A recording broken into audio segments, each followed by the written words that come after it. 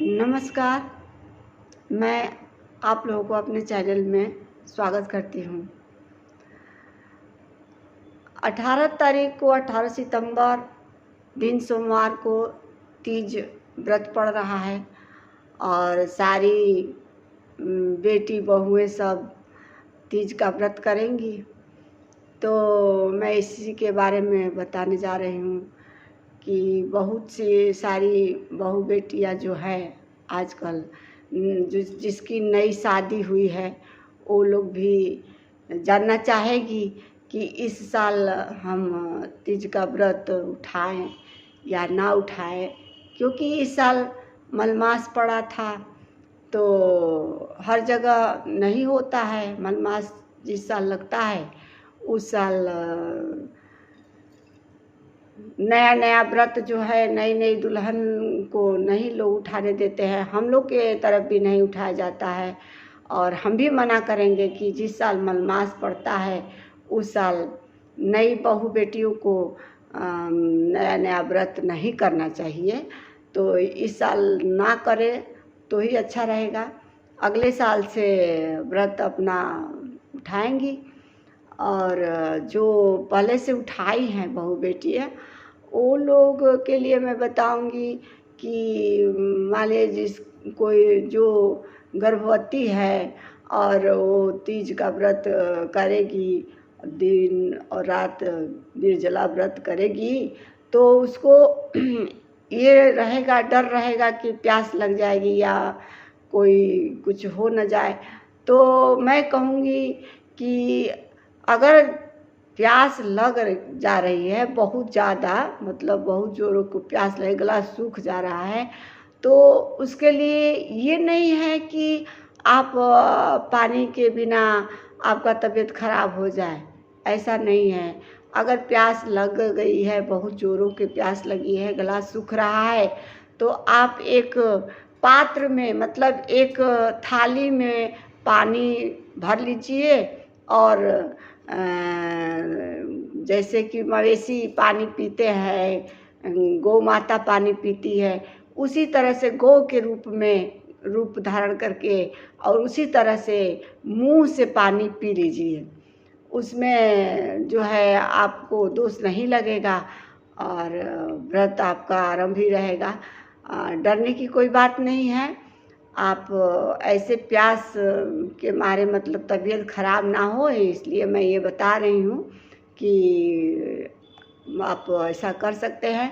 और जिससे रहा जाएगा वो तो रह ही सकता है, जिससे रहा जाएगा वो बिना जल के बिना फल के तो रह ही सकता है। और जो जिससे नहीं रहा जा रहा है, तो जो नया नया तीज उठाएंगी अगले साल जो बहू बेटियाँ जो नई शादी हुई है नया तीज उठाएंगी, तो उन लोगों के लिए मैं ये बताऊंगी कि आजकल की जनरेशन में किसी के भी उतना सहन करने का क्षमता नहीं है। पहले जितनी पहले की औरतें सब सहन कर लेती थी, उतना आजकल के जनरेशन में सहन करने का क्षमता नहीं है। तो आजकल के और माँ और सासू माँ को भी ये सोचना चाहिए कि अगर आजकल की जनरेशन नहीं सह पा रही है, अगर नहीं उसको हो पा रहा है उससे, तो मान लीजिए 1 साल कर लेगी, 2 साल कर लेगी, तीज व्रत है, हर साल भी ना जैसे उठाएंगे निर्जला तो निर्जला ही करना पड़ेगा। तो उसको आप पहली बार ही उठवाएं तो उसको फल पे उठवाइए। जैसे शाम दिन भर बिना अन्न जल के रहे और शाम को पूजा पाठ करके और कथा उथा सुन के और फल ग्रहण कर सकती है। और पहला साल यदि वो फल से उठा लेगी तो हर साल वो फल पर ही करेगी।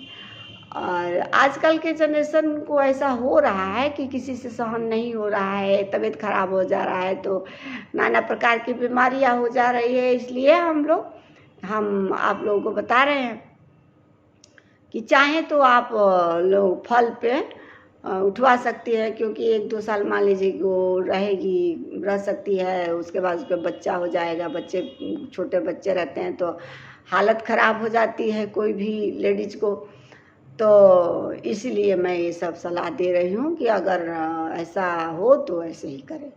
और पानी के लिए गला ना सूखे, कोई तबीयत ख़राब ना हो। अगर मान लीजिए तबीयत ख़राब भी हो जाए तो डॉक्टर के पास जाना पड़ेगा, दवा लेना पड़ेगा। तो उससे अच्छा है कि पानी में कुछ नहीं रखा है, पानी जब नहीं रहा जाए तो कथा उथा सुन के, और या जब तक रहा जाए तब तक रह लो, और नहीं रहा जाए तो पानी उसी तरह से पी सकती है।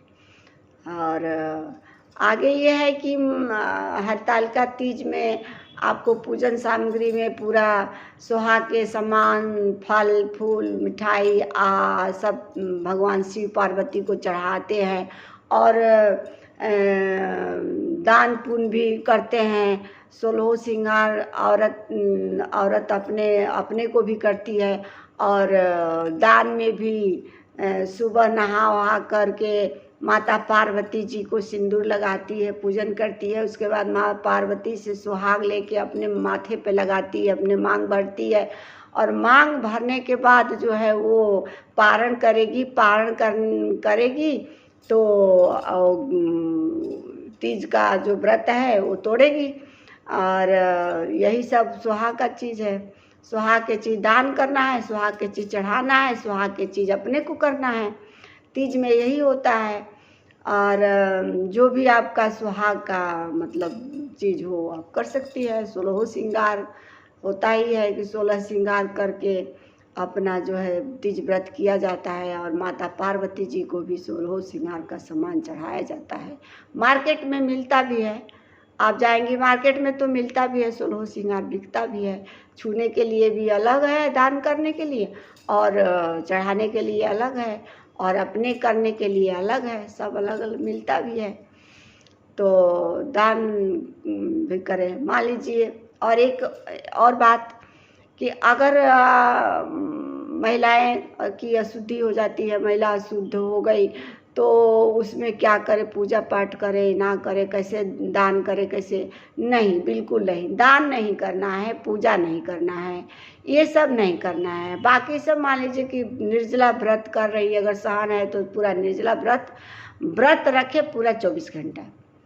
और तब सुबह में जैसे सब लोग पारण करते हैं वैसे ही पारण, मतलब पूजा पाठ ना करें, ऐसे ही अपना मांग भर ले, भर के अपना पारण कर ले। और इसी तरह से अशुद्धि करना चाहिए। मान लीजिए घर में भी कोई अशुद्धि हो गई है, कोई बच्चा हुआ है कि घर में कोई किसी का मतलब वो हो गया है, तो उस तरह का अशुद्धि में भी आपको व्रत करना है। बिना पूजा पाठ के पूजा नहीं करना है, ऐसे खड़े ही मतलब कि हम बिना खाए पिए रह जाना है, पूजा पाठ नहीं करना है। तीज व्रत ऐसे छोड़ा नहीं जाता है। तीज व्रत बार बार छोड़ा नहीं जाता है, क्योंकि ये अपने सुहाग के लिए करते हैं लोग, और पति के लंबी आयु के लिए करते हैं सब महिलाएं। तो तीज का व्रत जो है ये छोड़ा नहीं जाता है और विधि पूर्वक किया जाता है। और मैं यही कहूँगी कि आजकल के बहू बेटियां जो हैं वो सब जानना चाहती है कि भाई कैसे किया जाए, क्या किया जाए, मलमास है, मलमास में उठाया जाए कि नहीं उठाया जाए। तो मैं नहीं सलाह दूंगी, मलमास में नहीं उठाया जाता है, मेरे यहाँ भी नहीं उठाया जाता है। मलमास में कोई भी त्यौहार जिस साल मलमास लगा है साल भर तक, पूरे 1 साल तक कोई भी नया त्यौहार नहीं उठाया जाता है। इसलिए आप लोग को हम मना करेंगे। आप लोग के तरफ जैसा हो वैसा आप देख लीजिएगा। तो यही सब है, यही मैं बताना चाहती हूँ। तो ठीक है, नमस्कार। अब मैं वीडियो एंड करती हूँ। यहीं से आगे लाइक सब्सक्राइब करना ना भूलें, बेल आइकन को भी दबा दीजिएगा। Thank you.